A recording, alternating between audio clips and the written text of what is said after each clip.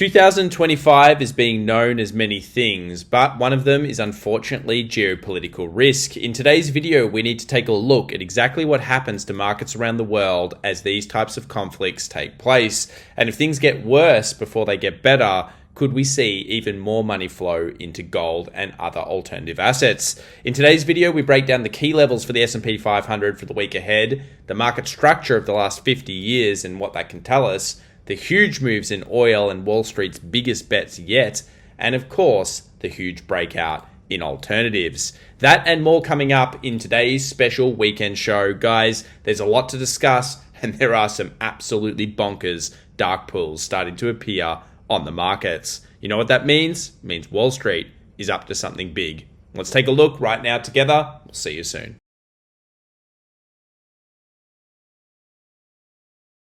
Well, welcome back everybody to a special weekend edition of The Daily Show. My name's Tom, and in today's video, we have a lot to discuss. The latest macro, the big data, and of course the key flows, including what's happened over the last 50 years and what history can tell us about the current escalation in the Middle East and how this may play out in markets. There's a lot to go into, but just before we jump into that one, a quick reminder, if you're from Melbourne, Australia, make sure to click in the links in the description down below and sign up for our free trading event live here in Australia on the 2nd of July. It's going to be a great one. We share some stuff there that we don't even on the channel, and I think you will want to get there if you can.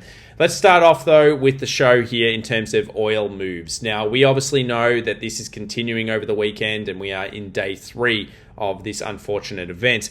But what tends to happen when we see these events occur?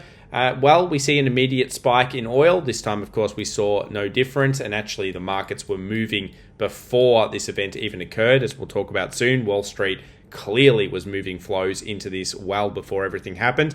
And then, of course, they fade within days, and generally cooler heads prevail. But will that be the same this time? Well, obviously this is just a market observation, but let's take a look at how it affects America and therefore how it affects the main market that a lot of you guys are trading. So market reactions to invasions and wars. Now, we've seen this one before, of course. We've used a similar chart back in 2022 to talk about how we may have been seeing a buy kind of the invasion or buy the event style risk. And you can see here that yes, that is what has occurred many times in the past. But as you'll kind of find out, we'll break it down in a moment. This one might be a little bit different, and we'll explain that in a moment. Oil's bullish biases increase. There's no doubt that there were huge amounts of calls coming in over the last couple of weeks and months, in fact. And notice this, we are now at peaks not seen since 2024 at one period and 2022 when we saw everybody turn bullish on oil, and obviously it went absolutely ballistic during that time. Could this cause a massive short squeeze? Well, it already has had that effect, and we're starting to see that play out in extreme volatility on the market. And I would not expect Monday, Tuesday, Wednesday this week to be any less in terms of extreme volatility. Energy stocks, where are they going? Well, we just had Monday to Thursday, remember this is before the conflict occurred, energy stocks gain over 3.9%. The best sector by far in the market, along with healthcare, which is of course a defensive. And you may notice there were a couple of defensives starting to play out here, including utilities as well. Now on Friday, there was really only one section of the market that was basically up, which was energy, and the rest were down further, but by the end of the session, they'd recovered quite a lot. So as we kind of suspected, and we posted over on X, links in the description down below, the markets did rally initially. Obviously, then we saw some retaliation. They dropped off into the risk on, kind of the week. So that means the weekend risk that was there from, leverage traders. But we did have a 5-day movement of 5.62% on energy and a 1.74%. So defensives were up, and of course, markets were just all about energy for that particular day. Now, you might be thinking, well, we're hearing news of potentially, something with Iran potentially closing off shipping the energy of the world, so the oil, and you might think, well, this is going to heavily affect the US. Well, generally speaking, not really. Since 2024-25, you can see here a huge amount of that oil is actually flowing to China. It is not necessarily flowing to the US. And in fact, 85% of all Iran's oil exports go to China. So this is not going to affect necessarily as much.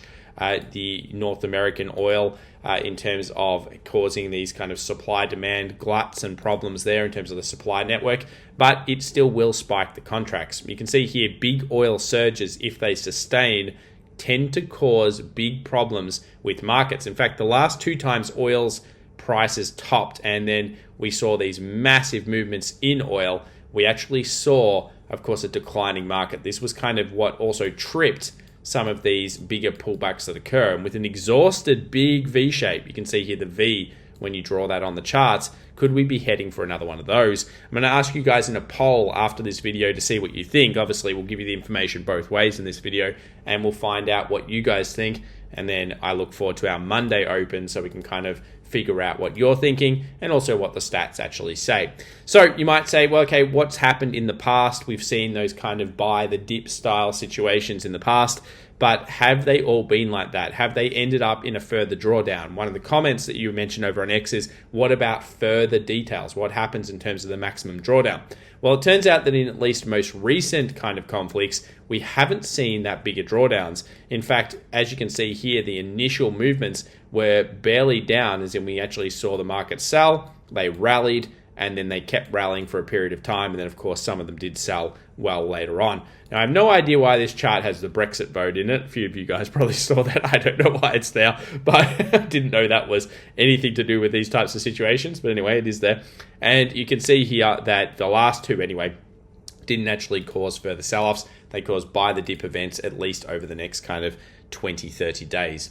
So where have the big trades been? Well, we always look towards Wall Street. We want to know where Wall Street are at. We want to know where the biggest traders are at. And somebody most likely took some profit on oil trades on the Friday move. And the reason we know that is one large trade came through USO, which most of you would know is the big oil fund in the markets, and it was a fairly large trade. So this is the largest trade we've seen since September 26th, 2024, and that was quite a while ago. And yeah, I would say being at these highs, it's probably a take profit target, betting on the fact that that was a short squeeze that occurred throughout the Friday session and it may not be sustained. Let's go to the broader market for a moment here and we'll circle back to what's going on. First up, dollar. The US dollar has absolutely tanked over the last week and it's continued that selling off event. Now you might think that not enough people are seeing the sell. It's definitely becoming a crowded trade. A lot of people are on the sell, but we still see technical analysis pointing towards more weakness than strength. Now, traditionally, when you've seen conflicts like this, people have gone to safe havens. And one of those safe havens has, of course, been the US dollar, and we've seen treasuries. But that may not be happening again. In fact, Goldman Sachs believes it's a paradigm shift. And as we've been talking about on this channel, gold has been one of our favorite geopolitical risk style trades. And the reason why is because, unfortunately, we seem to be living in a world that there are more conflicts happening. And if we look at history, this often does expand through even more countries traditionally as these types of things start appearing. So let's hope that doesn't happen. But in this case, it was kind of what we thought about 2.5 years ago when we started to talk about gold, central banks buying, and some of the charts you'll see soon. Now, let's circle back to the idea of what's going on with investors, because of course institutions have been behind the 8 ball with this market in terms of how it's been rallying here since the real lows there back in April. Now, of course, private clients, that is us, retail traders, we've been going ballistic. We've started to buy a little bit less, but we've been going absolutely ballistic buying the dip. And a lot of the biggest players in Wall Street haven't been buying enough. So they're actually behind and they're going to be set to underperform. Now, it turns out that the reason why this is probably happening is that we are seeing kind of soft inflation reports, sure, but then we've got some trade tensions, we've got geopolitical risks, we've got fund flows, we've got weak fund flows, by the way, and all sorts of other things that are causing a lot of these funds to sit on the side and say, I can't trade based on the macro events based on these other parameters. Now, retail traders, they tend to ignore that and just say, Fed will save us, buy the dip, it's all good, everything's going to go up. And again, similar to 2020, it looks like retail has been ahead of the curve so far. But you'll notice here, if you look at this chart, total money market funds, there's a lot of money on the sidelines. And when we showed this chart in our previous video, it may have looked to you like, wow, there is so much money on the sidelines. This is going to mean that huge amounts of money are going to come into the markets in the future.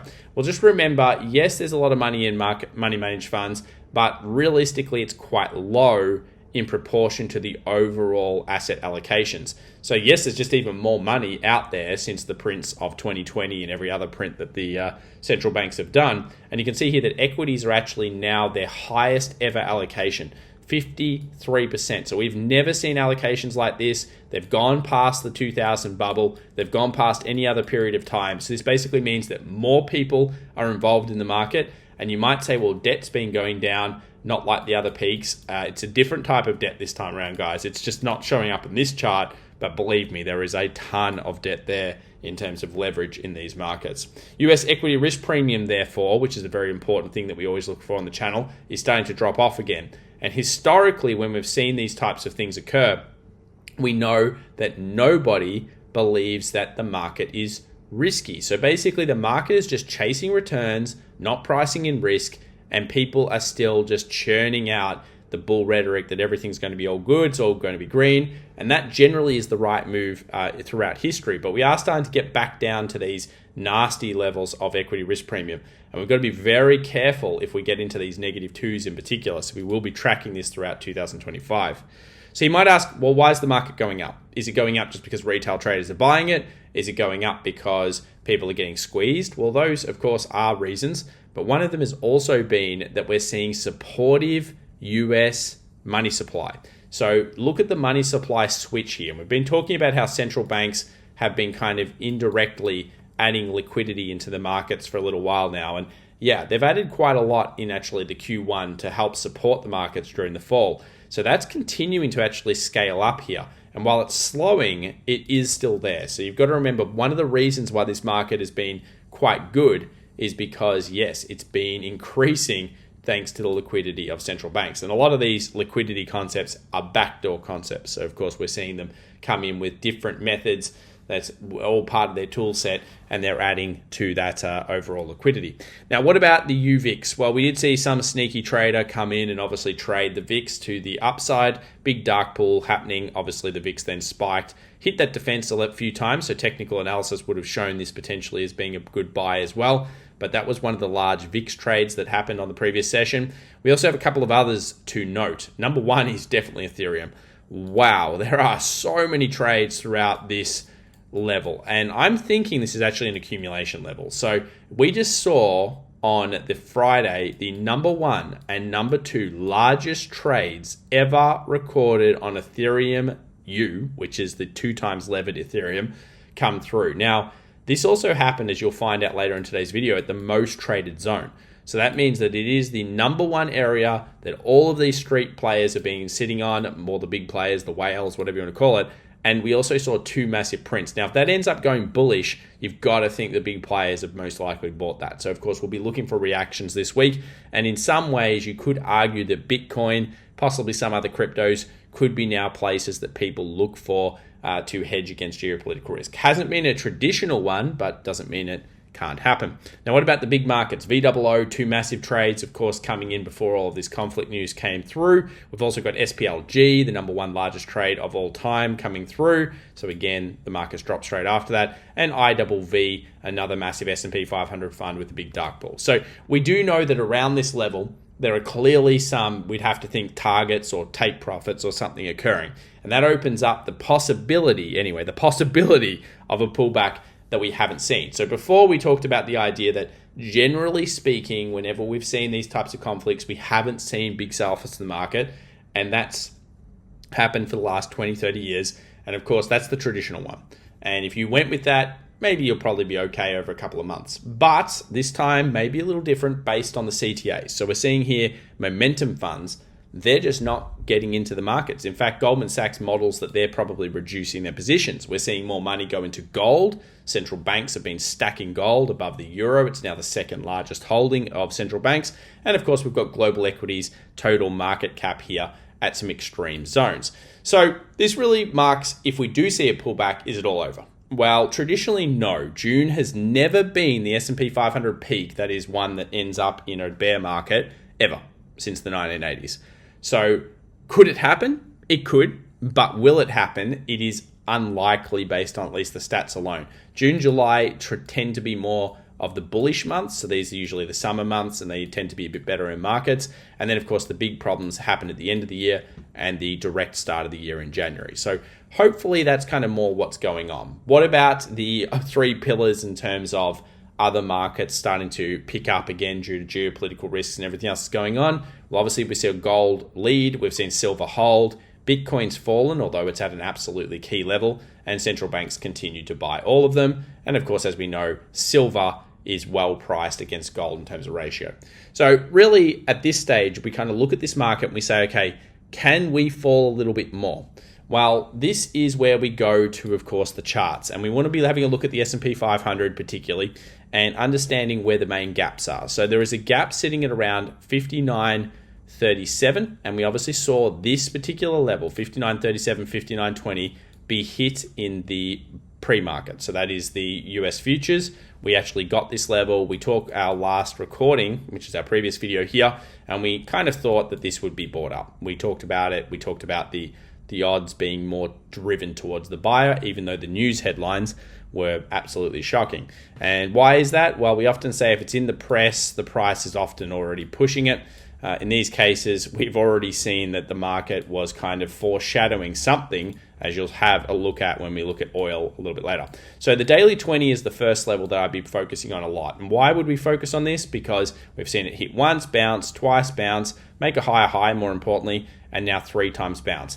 So what we don't want this market to do is come back and retest this level and break below it. If that happens, at least if you're a bear, you will want it, but if you're bull, you're not, then we're probably going to go towards the next level of equilibrium. And that sits at around 5,800. Now that will hit the all-important daily 50 moving average. And you may be familiar with this from our last video. We spoke about the idea that the daily 50 has been hit a couple of times in previous pickups over the last year and a bit. It hasn't necessarily completely stopped it, but when it's been hit with a good technical, such as this, and you can see here the big support, and really any of these kind of levels underneath it, we've often seen rallies off that. So if the markets do sell off, there are 2 key levels pretty close together that are also going to be backed up with options.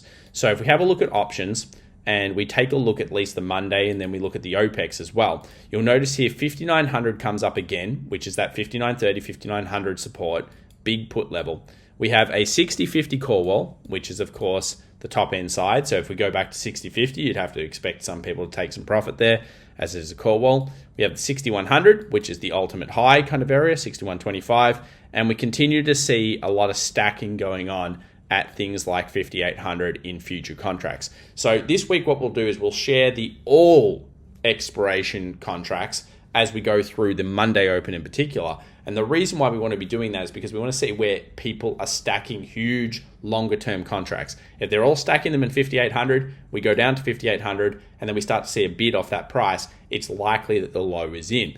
And that can of course be used with other techniques like we talk about here on the channel all the time. So that's going to be an important one.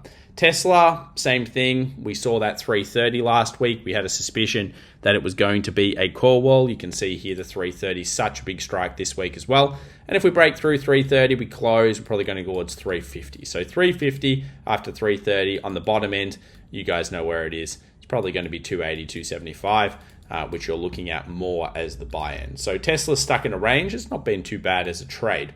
What about NVIDIA? NVIDIA is the same thing, 140, 145, 150. Really 150, 145 are the levels you want to hold for the weeklies, because if you get through 150 and you get a close of weekly, it's going to really push this market up. And to at least me, and I'm sure a lot of you, it would suggest, if that does occur, that semiconductors are completely leading the market, regardless of the news, regardless of your opinion, regardless of anything else. It's likely that that's going to be causing a bit of a squeeze. For now, though, the market remains underneath those areas. So 145, 140, it's underneath those areas. So it's more than likely at a resistance, if not a little bit of sellward pressure. So we're actually kind of seeing a market here where, yes, it's rallied off the daily 20. Yes, if you're overall bullish, there are many cases for it. But you can see that bearish tinge. And it comes with those dark pools, and it comes with what's actually going on here in this conflict. It looks like no one wants to back down, and pretty much cooler heads are not prevailing, at least at the time of this recording. So let's hope they do, but they're not. And that maybe is a little bit different to previous times that we've seen in those charts, at least, especially with the oil chart.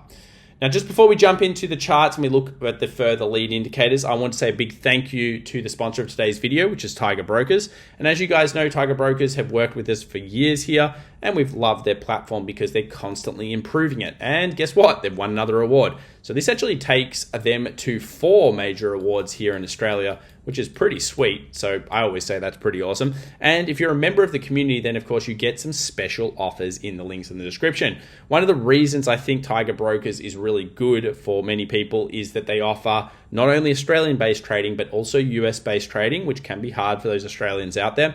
And of course, on top of that, we also get some cheaper kind of transactions. But maybe what's most important in 2025 is the fact that you have access to aftermarkets. And what that means is that you can trade 24/5 with Tiger Trade across now 9,500 plus stocks and ETFs. They also offer options and all sorts of things. So check them out in the links in the description down below. And remember, the good thing about Tiger Brokers is that they always have these markets kind of open for you. And that's not something you can get with everybody. So check them out if you think it's right for you. Let's now move into the leads. So one of the big things we've been looking at is the idea that yields may decline over the month of June. Now, of course, this conflict traditionally does spike yields. And you can see here the 30-year spiked up, and that put some pressure on treasuries as treasuries broke the inverse head and shoulders. Now, does that mean it's over for treasuries? Not really. I think that it's still a pretty good kind of break last week, and I still think you can see here a bit of a bid. And yeah, treasuries should theoretically still be at a pretty good level. We saw proofing to 90, but remember, it's not one of those good trades. And what I mean by that is they're just not notoriously good. Treasuries has been notoriously a bad trade, and it's been more of like those kind of hedges that people use. And it hasn't been a very good one, at least in the last couple of years. But still, it's at that kind of level where you're seeing a bit of flow starting to come back into it. And guess what? The press and the news and everything is super negative on them, which is usually a good way if you're seeing price action to go against it. Let's now have a look at what about the bonds market. Now, we will get data flowing through this week. We will update you guys. A little bit of a spike here coming in late last week. I'd expect this to actually be higher, and that basically means the bonds market is starting to worry about some of the things going on, but it's not freaking out. So if we get updates on that, we will give them to you straight away. And of course, all of us will do the analysis on it together. Let's have a look at the US dollar. Bad close. Let's be real. That's exactly what we were looking for in terms of further sell-off effect. And it does open up that 96, 95, 50 in the future. And even if we do see some traditional kind of strength in dollar that we do find out, now you're going to be looking at levels like this, which is that 99.20 zone, as potentially bears recommencing shorts. So the dollar is weak. We've said this all of 2025, and it does continue to do so. The gold trade was very bullish. That is a huge close on the weekly, above this high wick, highest weekly close ever for gold, and it may come to a 3,600 target before October. I mean, this thing is absolutely ballistic. And as you guys know, big fan of gold, big fan of Bitcoin, big fan of silver this year, because really it's like the Trinity against a lot of the problems we have. And, you know, it's doing okay. Now, in this case, this is a pretty decent breakout. Let's have a look at the daily here and kind of bring it down. You can see here the daily 20, one of our favorite moving averages, was hit. You had 2 dojis, you had to close above. There was actually a replication trade in there from our day trading masterclass, which is over at fxevolution.com, www.fxevolution.com, and that's an excellent replication trade. There's been quite a few of those coming through.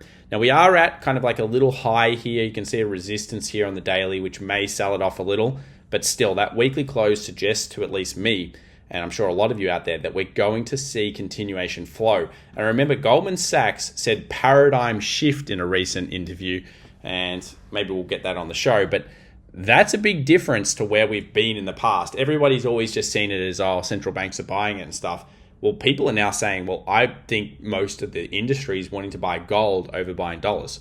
And I just don't remember the last time people wanted to buy, probably global financial crisis really, but when the print happened, but most people don't traditionally want to buy gold over dollars. So US dollars out a little bit at the moment, gold back in, at least for now. Things can switch. Silver, not too bad. There are some, of course, risks with silver compared to gold, but still a great weekly close. Daily, yeah, it's doji. We'll be looking to, of course, re-solidify above 36.64 this week. Definitely a big key level for day traders to be watching. And you can see here it's hit exhaustion after that big move. So a pullback in time, which is basically just a sideways market action. and is very, very welcome. And of course, some of you will say, Tom, I just want to go to 40 tomorrow, bro. But it's actually welcome. I wouldn't mind it to just chill for a little bit. That'd be okay. US oil, this was a big move.